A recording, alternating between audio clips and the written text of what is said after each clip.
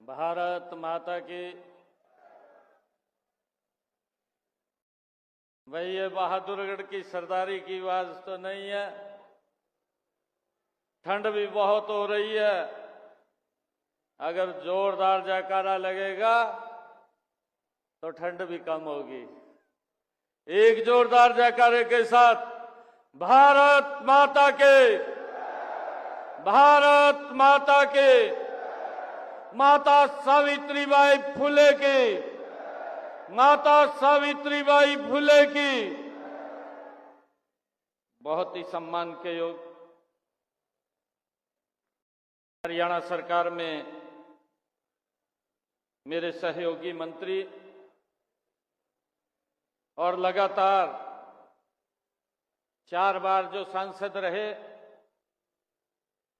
आपके इस क्षेत्र से जिन्होंने इस लोकसभा का प्रतिनिधित्व किया,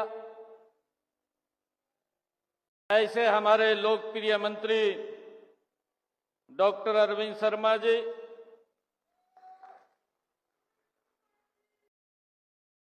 ताड़ियां घट मार रहे हैं, जोरदार ताड़ियां बजाओ।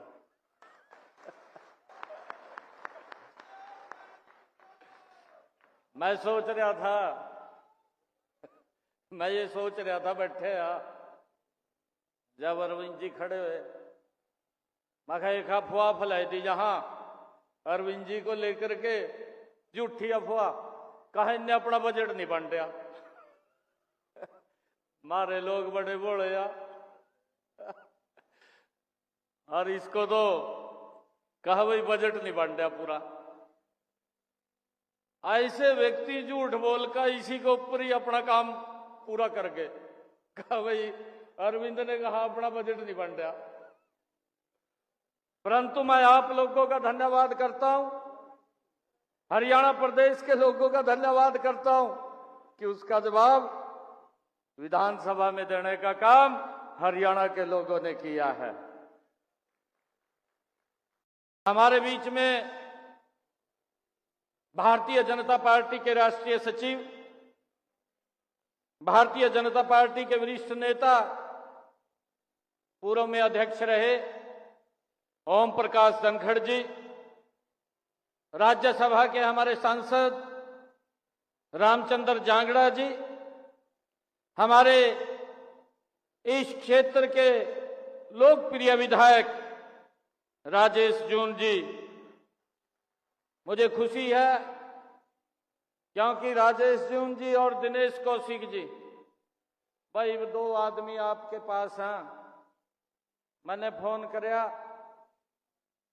मैं कहा राजेश जी आपके साथ चाय पीनी है, और राजेश जी कहने लगे, कहा बिना शर्त भारतीय जनता पार्टी की सरकार को समर्थन है मेरा, और मेरा पूर्ण समर्थन रहेगा। भाइयों, दिनेश कौशिक जी और राजेश जून जी दोनों चुनाव लड़े। ये कई बार हुआ, मैं आपको कई कहानियां भी हैं, लंबा समय लग जाएगा, परंतु दोनों के दो मिलकर के आप लोगों की सेवा, बहादुरगढ़ के लोगों की सेवा, ये मिलकर के करेंगे। मुझे खुशी है कि दोनों ने बहादुरगढ़ के विकास के लिए, यहां पर काम होने चाहिए विकास कार्यों के, उसको लेकर के दोनों ने यहां पर आवाज को उठाया है। मैं दोनों का दिल से धन्यवाद करता हूं। हमारे बीच में हमारे जिला के अध्यक्ष राजपाल जांगड़ा जी, कप्तान बिरधाना जी, संजय कबलाना जी, नगर परिषद की हमारी चेयरपर्सन सरोज राठी जी, और हमारे सैनी समाज के राष्ट्रीय अध्यक्ष दिलबाग सैनी जी, हरियाणा सरकार के चेयरमैन करमवीर सैनी जी, पंकज जैन जी, जवाहर सैनी जी, दिनेश शेखावत जी, गुरनाम सैनी जी और हमारी दीदी वनीता जी, हमारी दूसरी दीदी अंजलि जी, हमारे भारतीय जनता पार्टी के वरिष्ठ नेता रवि सैनी जी, अनिल मानी जी, धर्मवीर वर्मा जी और आज के कार्यक्रम के आयोजक जिन्होंने इस भव्य कार्यक्रम का आयोजन किया है, बहुत मेहनती है। पार्टी में लगातार पार्टी के काम को आगे बढ़ाते हुए दिन रात वो लोगों की सेवा करते रहते हैं। ऐसे आज के कार्यक्रम के आयोजक संजीव सैनी जी, भाइयों जोरदार ताड़ियां बजा करके इनका स्वागत करिए। आज मुझे ये खुशी है कि आज ऐसी महान नेत्री माता सावित्रीबाई फुले जिनकी आज जन्म जयंती है, आज इस अवसर के ऊपर मुझे आने का गौरव प्राप्त हुआ है। मैं माता सावित्रीबाई फुले की जन्म जयंती की आप सबको बहुत बहुत शुभकामनाएं देता हूं, आप सबको बधाई देता हूं। एक ऐसी क्रांति की अग्रदूत जिनका जन्म 1831 में हुआ और जिन्होंने महिलाओं के सशक्तिकरण के लिए अपनी आवाज को बुलंद किया, ऐसी माता सावित्रीबाई फुले की जन्म जयंती के ऊपर हम एकत्र हुए हैं। आप सबको बहुत बहुत बधाई है। माता सावित्रीबाई फुले न सिर्फ भारत की पहली महिला शिक्षिका थी, बल्कि एक स्वतंत्र व्यक्ति और महिलाओं के अधिकारों की प्रेरणा भी थी। माता सावित्रीबाई फुले केवल नाम नहीं बल्कि एक पूरी कहानी है। नारी सशक्तिकरण और बेटियों की शिक्षा की उनकी जयंती पर आयोजित इस समारोह में मुझे यहां आकर के बड़ी खुशी और गर्व महसूस हो रहा है। मैं आप सबको पुनः माता सावित्रीबाई फुले जी की जयंती की हार्दिक बधाई और शुभकामनाएं देता हूं। और इस शुभ अवसर के ऊपर मैं माता सावित्रीबाई फुले को नतमस्तक होकर के उनके चरणों में प्रणाम भी करता हूं। माता सावित्रीबाई फुले का जन्म उस समय में हुआ जब समाज में अनेक कुरीतियां और अंधविश्वास था।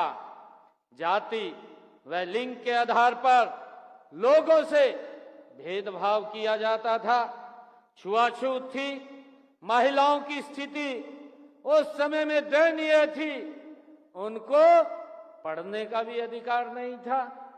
उन्हें इन बातों का माता सावित्रीबाई फुले के जीवन पर गहरा असर पड़ा और उसी समय उन्होंने इन कुरीतियों को दूर करने और इस अंधकार को समाप्त करने के अधिकार पथ पर चलने की उन्होंने ठानी। और मुझे खुशी है कि माता सावित्रीबाई फुले जी भारत के नारी मुक्ति आंदोलन की पहली ऐसी समाज सुधारक थी जिनका विवाह केवल 8 वर्ष की आयु में ही, 9 वर्ष की आयु में ही वो हुआ है। 1940 में महात्मा ज्योतिबा फुले से उनकी विवाह हुआ और विवाह के समय वे ज्यादा पढ़ी लिखी नहीं थी और उनके पढ़ने और सीखने की लगन देखकर महात्मा ज्योतिबा फुले जी ने उन्हें आगे पढ़ाया और लिखाया और उनको सिखाया। और आज आजादी से पहले भारत में वह दौर था जब महिलाओं को पढ़ने की भी आजादी नहीं थी। कहते हैं कि एक दिन जब माता सावित्रीबाई फुले अपने घर पे किताब पढ़ रही थी तो उनके पिताजी ने उस किताब को हाथ से उनसे छीन करके बाहर फेंक दिया था।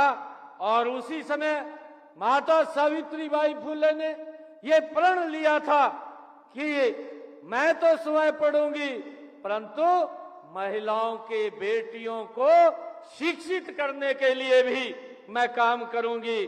और उन्होंने उसको बखूबी आगे बढ़ाने का काम किया है। मुझे खुशी है कि यही नहीं, उन्होंने घोर अन्याय के विरुद्ध भी आवाज को बुलंद की और महिलाओं को शिक्षित करने के मिशन पर वो निकल पड़ी। उन्होंने 1848 में महाराष्ट्र के पुणे में एक पहला महिला विद्यालय खोला और जिसमें बेटियों को शिक्षित करने का निर्णय वो माता सावित्रीबाई फुले ने लिया है। और उनके जीवन के अंदर जो कष्ट आते थे, क्योंकि जब वो पढ़ाने के लिए स्कूल में जाती थी तो लोग उसको एक अलग दृष्टि से देखते थे और उसके कपड़ों के ऊपर कीचड़ फेंकते थे ताकि वो बेटियों को पढ़ाने के लिए ना जा सके। उसके अंदर बड़ा अवरोध पैदा वो करती थी। परंतु माता सावित्रीबाई फुले का एक मिशन था और उस मिशन के अंदर उन्होंने जब स्कूल में पढ़ाने के लिए वो जाती थी तो एक सूट अलग से अपने थैले में डाल करके ले जाती थी कि अगर लोग उसके कपड़ों को खराब करते थे वो कपड़े बदल करके बेटियों को पढ़ाने का काम माता सावित्रीबाई फुले करती थी। ये ऐसा जज्बा कि उन्होंने उस कुरीति को समाप्त किया जब बेटियों को शिक्षित करना ही अपराध माना जाता था। ऐसी देश की महानायिका जो पहली शिक्षिका हुई है माता सावित्रीबाई फुले, उसको मैं नमन करता हूं।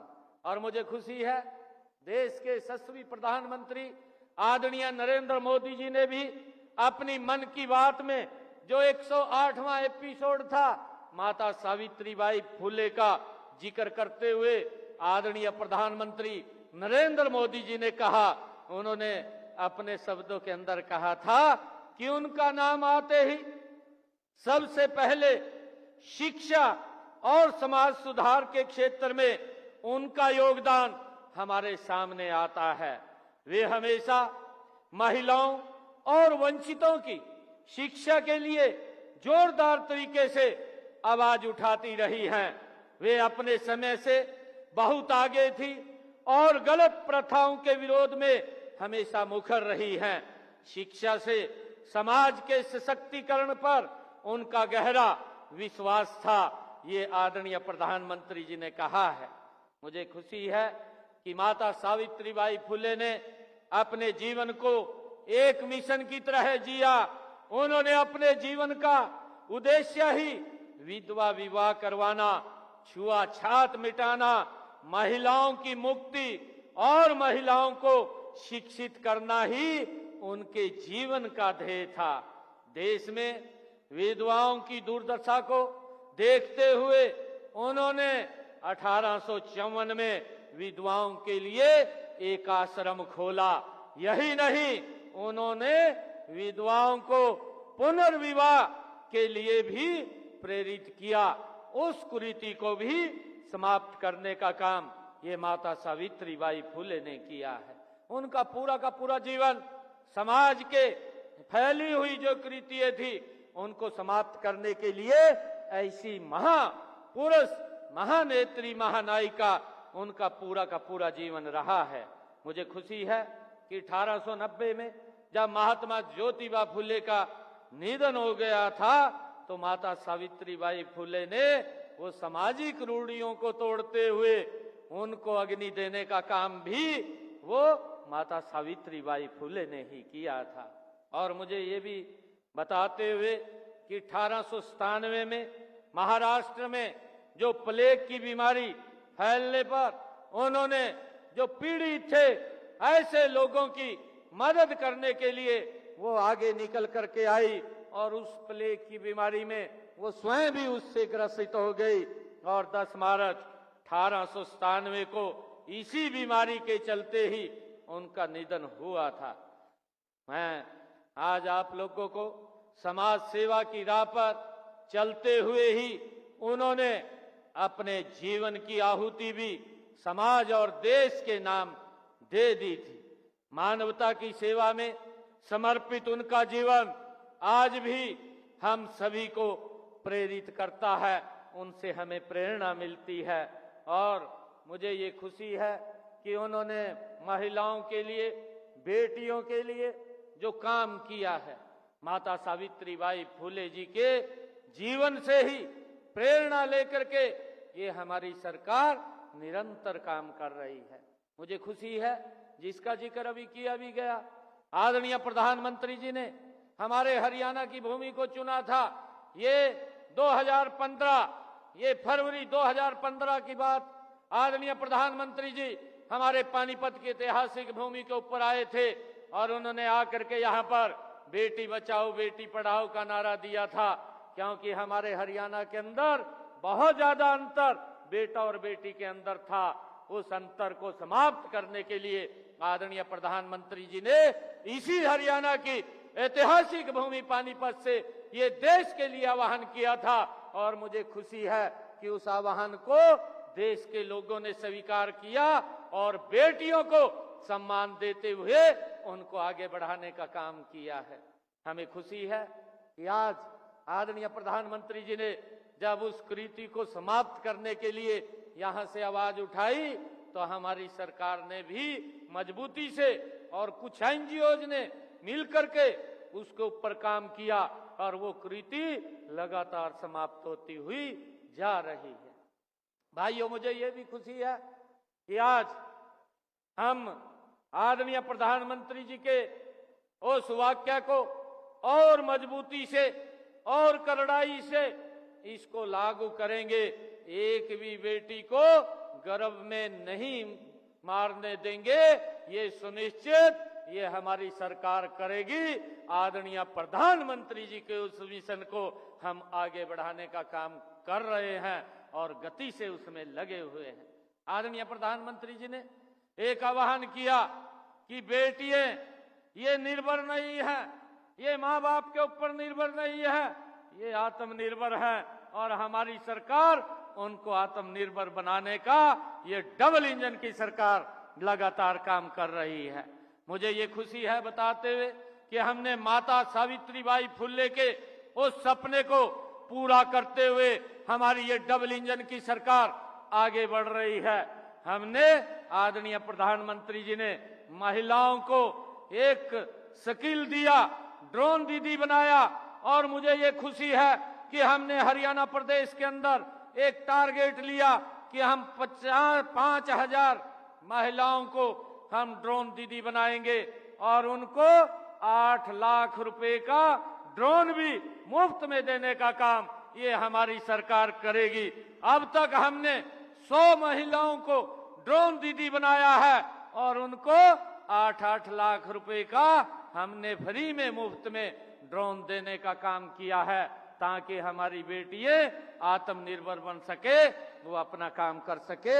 ये हमारी सरकार ने भाइयों मजबूती से काम किया है और मुझे ये खुशी है कि अभी आदरणीय प्रधानमंत्री जी फिर पानीपत के अंदर आए थे, जिसका भी जिक्र हुआ है कि हमारी जो बहनें हैं उन बहनों को आत्मनिर्भर और मजबूत सशक्त करने का काम ये हमारी सरकार कर रही है।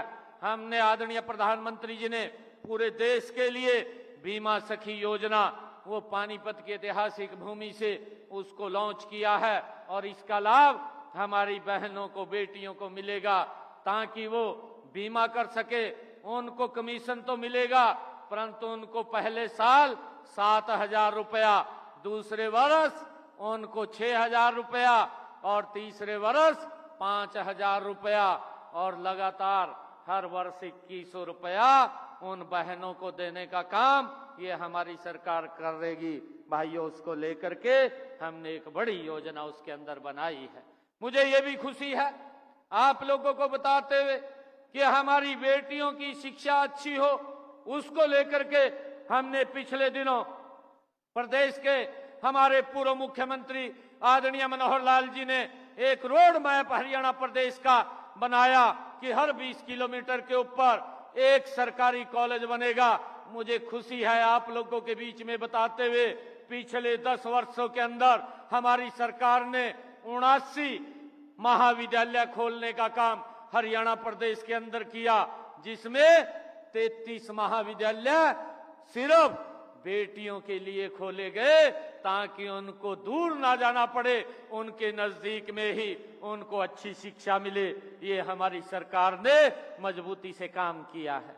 और मुझे ये भी खुशी है कि हमने ये भी निर्णय किया है कि बेटियों को, जिन परिवारों की आय 1,80,000 रुपए है और हमारी बेटियां, उनकी शिक्षा के लिए माँ बाप को कोई चिंता नहीं है, उसका सारा का सारा सिस्टम बनाने का काम ये हमारी सरकार ने किया है। हमारी बेटियां चाहे ग्रेजुएट तक पढ़ें या पोस्ट ग्रेजुएट तक पढ़ाई करें, उनका फीस का कोई पैसा नहीं लगेगा। ये भी निर्णय हमारी सरकार ने किया है। ये माता सावित्रीबाई फुले के उस सपने को आगे बढ़ाने का काम ये हमारी डबल इंजन की सरकार कर रही है। मुझे खुशी है आप लोगों के बीच में आज ये बताते हुए। मुझे ये भी खुशी है कि माता सावित्रीबाई फुले ने भारत में महिलाओं की शिक्षा के लिए सामाजिक बंधनों को तोड़ने का मार्ग दिखाया था। उनका अटूट विश्वास था कि जिसके पास ज्ञान और कौशल होता है वे ही समाज में परिवर्तन ला सकते हैं। ये माता सावित्रीबाई फुले की ही ये उनकी एक सोच थी और उस सोच को हम बढ़ाने का आगे कार्य कर रहे हैं। महिला उत्थान में माता सावित्रीबाई फुले जी हमारी प्रेरणा स्रोत हैं। उन्होंने महिला शिक्षा और उसके उत्थान के लिए अनेक विरोधों के बावजूद डट करके काम किया। उन्होंने उस समय में कहा था, ये माता सावित्रीबाई फुले की ही उनका एक वाक्य था जो उन्होंने अपने मुख से उन्होंने कहा था कि यदि आप एक पुरुष को शिक्षित करते हैं तो आप एक व्यक्ति को शिक्षित करते हैं, लेकिन यदि आप एक महिला को शिक्षित करते हैं तो आप पूरे परिवार को शिक्षित करते हैं। ये माता सावित्रीबाई फुले जी ने अपने शब्दों के अंदर कहा था। और मुझे खुशी है कि हमने लगातार हरियाणा के अंदर मजबूती से बेटियों के लिए काम करते हुए उनको आगे बढ़ाने का काम ये हमारी सरकार कर रही है। मुझे ये भी खुशी है कि हमने पिछले दिनों महिलाओं को सशक्त करने के लिए, उनके लिए जो हमारी सेल्फ हेल्प ग्रुप की बहनें हैं उनके रिवॉल्विंग फंड की भी हमने बढ़ाने की व्यवस्था हमारी सरकार ने की है कि हमारी जो बहनें उनको रिवॉल्विंग फंड के माध्यम से सशक्त और मजबूत करके उनको पैरों पे खड़ा करने का काम निरंतर हमारी सरकार कर रही है। भाइयों, मुझे ये भी खुशी है कि हमने राजकीय महाविद्यालयों तथा निजी विद्यालयों में स्नातक और उससे ज्यादा अगर बेटियां पढ़ती हैं उनको स्कॉलरशिप देने का काम भी, ट्यूशन फीस देने का काम भी ये हमारी सरकार कर रही है। मुझे ये भी खुशी है आप लोगों को बताते हुए कि हमने हरियाणा के अंदर पंचायती राज संस्थाओं के अंदर भी 50% से ज्यादा हमारी बहनें बेटियां वो चुनाव लड़े और उसके अंदर आगे आए। ये भी काम हमारी सरकार ने किया है। उनका सम्मान आगे बढ़ाने का काम ये हमारी सरकार ने किया है। मुझे ये खुशी है कि मैं आज इस मंच से आदरणीय प्रधानमंत्री नरेंद्र मोदी जी का भी धन्यवाद करना चाहूंगा, जिन्होंने ये हमें खुशी है कि उन्होंने भारतीय लोकतंत्र में महिलाओं की भागीदारी बढ़ाने के लिए महिलाओं को विधान पालिका में 33% आरक्षण दिया और इसके लिए नारी शक्ति वंदन बिल लोकसभा में लेकर के आए और जिसको पास करने का काम आदरणीय नरेंद्र मोदी जी ने किया है। मैं उनका दिल से बहुत बहुत धन्यवाद और स्वागत भी करता हूं। और मुझे ये भी खुशी है कि महिलाओं के ऊपर अत्याचार ना हो। हमारी सरकार ने भाइयों पहली बार हरियाणा के अंदर 33 नई महिला थाने खोले ताकि अगर किसी महिला के ऊपर अत्याचार होता है वो खुल करके महिला थाने में अपनी बात को रख सके और वो बता सके, ताकि उसके ऊपर कोई अत्याचार न हो, उसको न्याय मिले। ये हमारी सरकार की प्राथमिकता है। उनको सशक्त करने के लिए आगे बढ़ाने का काम ये हमारी सरकार कर रही है। मुझे ये भी खुशी है कि हमने पिछले दिनों निर्णय किया कि हमारी जो बहनें, आदरणीय प्रधानमंत्री जी ने तो उसमें बहनों के लिए कि वो चूल्हे के ऊपर खाना बनाती थी, धुएं से उनकी आंखें खराब हो जाती थी, ये चिंता अगर किसी ने की है तो ये नरेंद्र मोदी जी ने चिंता की है। और मुझे खुशी है हरियाणा प्रदेश के अंदर 13 लाख से ज्यादा बहनों को भाइयों प्रधानमंत्री उज्ज्वला योजना के तहत गैस का सिलेंडर घर पे देने का काम ये हमारी सरकार ने किया है, आदरणीय नरेंद्र मोदी जी ने किया है। और मुझे ये खुशी है आप लोगों को बताते हुए, अभी पिछले दिनों हमने ये निर्णय किया कि हमारी जो बहनें, जिन परिवारों की आय 1,80,000 रुपए है, ऐसे 49 लाख परिवार हरियाणा प्रदेश के अंदर, उन बहनों को घर के अंदर हमारी सरकार 500 रुपए में गैस का सिलेंडर उपलब्ध करा रही है। ये निर्णय भी हमारी सरकार ने किया है। मुझे खुशी है कि हमने जो बेटी बचाओ बेटी पढ़ाओ के ऊपर मजबूती से काम किया है, उसमें जो लिंगानुपात जो आज 1871 था, आज वो बढ़कर के 916 हो गया है। और इसको और सख्ताई से हमारी सरकार आगे बढ़ाने का काम वो निरंतर करती रहेगी। आज हरियाणा की हमारी जितनी भी बेटियों को मारने वाले प्रदेशों में नहीं, बल्कि बेटियों को आगे बढ़ाने वाले प्रदेश के अंदर आज इसको देखा जाता है। माता सावित्रीबाई फुले को हमारी यही सच्ची श्रद्धांजलि होगी कि हम मिलकर के इन बेटियों को आगे सशक्त और मजबूत करते हुए उनको बचाने का काम ये हमारी सरकार निरंतर कर रही है। मुझे ये भी खुशी है कि बाबा साहेब डॉक्टर भीमराव अंबेडकर जी ने ये कहा था, डॉक्टर भीमराव अंबेडकर जी ने कहा था कि किसी भी समाज की उन्नति का आंकलन करने के लिए उसमें महिलाओं की स्थिति पर नजर डालनी चाहिए। उनका मानना था कि महिलाओं की उन्नति तभी संभव होगी जब उन्हें समाज, परिवार और घर में बराबरी का दर्जा मिलेगा। इसके लिए उन्हें शिक्षा और आर्थिक तरक्की दिलाना जरूरी है। ये डॉक्टर भीमराव अंबेडकर जी ने ये अपने शब्दों में महिलाओं के लिए ये बात कही थी। मैं आप सबको ये विश्वास भी दिलाता हूं कि हम महिलाओं को सशक्त करने में, शिक्षित करने में हम दृढ़ संकल्प हैं। और इस संकल्प को पूरा करने के लिए जो कुछ भी करना पड़ेगा हमारी सरकार वो निरंतर करेगी। आज मैं आप लोगों को बधाई भी देता हूं आज इस अवसर के ऊपर। और एक बात मैं ये भी आप लोगों के बीच में आज कहना चाहता हूं, क्योंकि आप लोगों ने हरियाणा के अंदर नॉन स्टॉप तीसरी बार नरेंद्र मोदी जी की सरकार के ऊपर विश्वास करते हुए हरियाणा के अंदर भी तीसरी बार सरकार बनाने का काम ये आप लोगों ने किया है। मैं आप लोगों को दोनों हाथ जोड़ करके प्रणाम करता हूं, आप सबका दिल से धन्यवाद करता हूं। और एक बात और कहने जा रहा हूं भाइयों, यहीं अभी 6 फरवरी को पड़ोस में चुनाव है भाइयों, उसका ध्यान करना। झूठ बोलता रहता है सारा दल, साफ कर दो। जिस तरह यहाँ झूठ बोल कर हमारे अरविंद शर्मा को लाले पुआई दिए थे लोकसभा के अंदर, कह दिया, कहा इसने तो कहा अपनी ग्रांट के पैसे नहीं बांटे। मैं पूछ रहा था अरविंद जी को, मैं कहा अपने बांटे नहीं, कहा जी सारा बांट दिया, पता नहीं कहा तो ठहलिया और वो बात फैलाई दी, फैलाई का झूठ बोल दिया और अपना उल्लू सीधा कर लिया।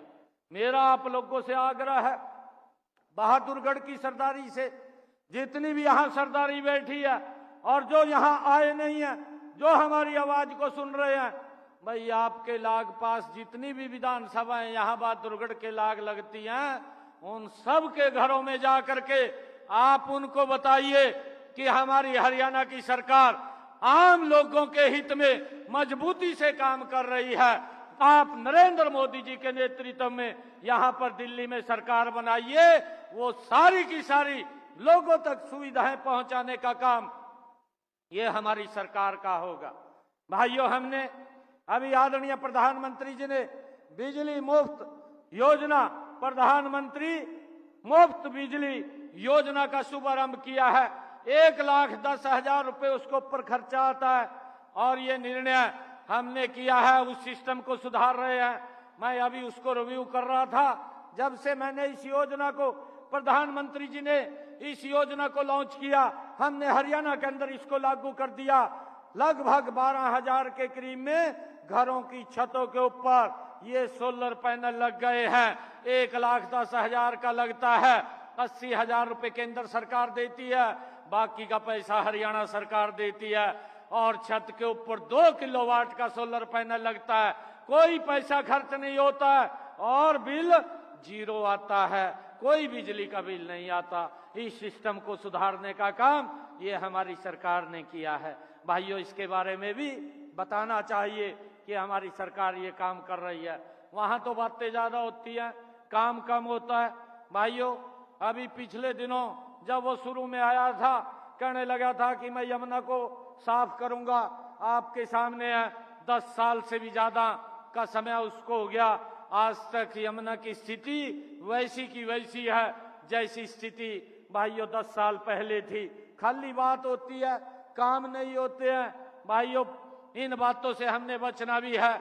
मैं आप लोगों से आग्रह करूंगा कि हम सब मिल करके, भाइयों, दिल्ली के अंदर भी, यहाँ पड़ोस में हमारे रिश्तेदार होंगे, हमारे कोई जान पहचान वाले भी होंगे, उन सब को भाइयों आप स्वयं जा करके फोन पर कह करके वहां पर भी भाइयों मोदी जी के नेतृत्व में सरकार बनाने का काम हम करेंगे, ऐसा मैं आग्रह करता हूं। क्योंकि आपके बाउंड्री के साथ वो बाउंड्री लगी हुई है, दीवार के साथ आपकी दीवार है, आप आपस में मिलते भी रहते हैं, बात भी करते रहते हैं, परंतु उनको जा करके हमने बताना है और बता करके वहां पर भी भाइयों मोदी जी के नेतृत्व में सरकार बने, उसके लिए हमने काम करना है। मैं आज आप सबको पुनः माता सावित्रीबाई फुले जी की जन्म जयंती के ऊपर एक बार फिर आप सबको बहुत बहुत बधाई देता हूं। और मुझे ये एक मांग पत्र भी दिया गया है। हमारे दोनों जो विधायक महोदय हैं और हमारे दिनेश कौशिक जी हैं, इन्होंने एक मांग पत्र दिया है और इसमें जो इन्होंने लिखा है कि माननीय मुख्यमंत्री जी, लाइन पर बाहरी फाटक पर अंडरपास का निर्माण किया जाए। भाइयों, इसको भी हम स्वीकार करते हैं। इसकी फिजिबिलिटी करा करके इसको पूरा करवाने का काम करेंगे। हमारे जोन साहब और दिनेश कौशिक जी ने जो ये मांग पत्र मिल करके दिया है, इसमें इन्होंने उत्तरी बाईपास के निर्माण के बारे में भी कहा है कि फंड के कारण वो पूरा नहीं हो रहा, काम रुक रहा है, वो भी चालू हो जाएगा और गति से चालू होगा। इसको भी हम भाइयों आज इसकी भी घोषणा करते हैं। और एक और कहा है कि बहादुरगढ़ रोड का निर्माण शीघ्र किया जाए। ये बहादुरगढ़ रोड जो टूटा हुआ है, इसका भी निर्माण हो जाएगा।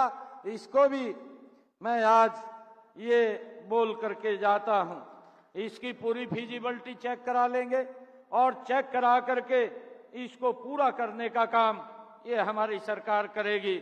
और बहादुरगढ़ से असौदा तक इस मेट्रो को भी बढ़ाने की प्रपोजल, वो आगे बढ़ाने का काम इसको हमारी सरकार करेगी। और भाइयों, नगर निगम, ये बहादुरगढ़ नगर परिषद को नगर निगम बनाने की बात इसके अंदर कही गई है। इसकी भी पूरी फिजिबिलिटी चेक करवा करके इसको भी, अगर ये नगर परिषद बनेगी तो इसको भी बढ़ाने का काम हम करेंगे। और पुराने कोर्ट के पीछे खाली पड़ी जमीन पर एक पार्क के निर्माण की बात कही गई है। मोहन नगर, महावीर पार्क, नेहरू पार्क और उत्तम नगर की जनता को इसका लाभ मिलेगा। यहाँ पर एक नया पार्क का निर्माण वो कराया जाएगा। और पुराने बस अड्डे पर खाली जगह पड़ी है, इन्होंने व्यायामशाला की, योगशाला की बात वहां पर कही है, उसकी भी फिजिबिलिटी चेक करवा करके, क्योंकि मैंने आज फिजिबिलिटी चेक नहीं करवाई, तो वहां पर भी इस व्यायामशाला का निर्माण वो कराया जाएगा। और नई अनाज मंडी की भूमि अधिकृत की हुई है, जो इन्होंने लिखा है, इसको भी चेक करवा करके उसका भी काम शुरू करवाया जाएगा। और कच्ची कॉलोनी को विकसित हो चुकी है। जितनी भी कॉलोनियां हैं, हमने जो अनऑथराइज कॉलोनियां थी उनको पिछले दिनों पक्का किया है। अगर कोई ऐसी कॉलोनी छूटी है उसको मंगवा करके उसको भी पूरा करवाने का काम किया जाएगा। सेक्टर 2 की ग्रीन बेल्ट को के रूप में उसको भी स्वीकृति दी जाएगी। उसके लिए भी मैं आज यहाँ पर घोषणा करता हूँ। और वार्ड 7, वार्ड 10 में छठ घाट का निर्माण यहाँ कराने की बात कही गई है, उसको भी चेक करवा करके छठ पूजा घाट की व्यवस्था वहां पर करवाई जाएगी। ये भी मैं आज घोषणा करता हूं। बहादुरगढ़ विधानसभा के 31 गांव और 31 वार्डों की छोटी छोटी समस्याओं का समाधान के बारे में ये कहा गया है। इसके लिए मैं हमारे राजेश जून जी, हमारे विधायक जी और दिनेश कौशिक जी, ये दोनों के दो बैठे हैं, ये मिलकर के, ये तो आप लोगों को बड़ा लाभ हो गया। इब्जा 2 व्यक्ति आपको मिल गए भाई यहाँ काम कराने वास्ता, और ये गति से बहादुरगढ़ के काम होंगे। मैं इन कामों के लिए अलग से 5 करोड़ रुपया मैं आज यहाँ दे करके जाता हूँ। राजेश जी और दिनेश जी ये जहां पर भी कहेंगे तो उसको पूरा करवाने का काम ये हमारी सरकार करेगी। और मुझे खुशी है कि आज जो बात कही भी गई है, माता सावित्रीबाई फुले जी की आज जयंती है। हमने राजकीय महिला कॉलेज लोहारू का नाम माता सावित्रीबाई फुले के नाम से वो उसको रखा है। और मैं आज ये भी कहता हूं कि माता सावित्रीबाई फुले जी की जयंती राज्य स्तर के ऊपर, आगे जो अगली जयंती होगी उसको राज्य स्तर के ऊपर मनाने का काम हरियाणा सरकार करेगी। ये भी मैं घोषणा करता हूं। आप सबको मैं इस अवसर के ऊपर बहुत बहुत बधाई और शुभकामनाएं देता हूं। माता सावित्रीबाई फुले जी के जयंती के CPLO के हमारे ये सभी भाई खड़े हैं, इनके बारे में भी हम विचार कर रहे हैं। मैंने अधिकारियों को कहा है कि गति से वो काम हो, जो भी व्यवस्था आप लोगों की बनेगी उसको देख करके क्या रास्ता उसमें से निकलता है वो रास्ता निकाल करके उसको आगे बढ़ाने का काम किया जाएगा। आप सबका बहुत बहुत धन्यवाद। जय हिंद, जय भारत, जय भारत माँ। एक जोरदार जयकारे के साथ भारत माता के, भारत माता के वंदे वंदे। बहुत बहुत धन्यवाद। बहुत बहुत धन्यवाद माननीय मुख्यमंत्री जी का। अब मैं भाई संजीव सैनी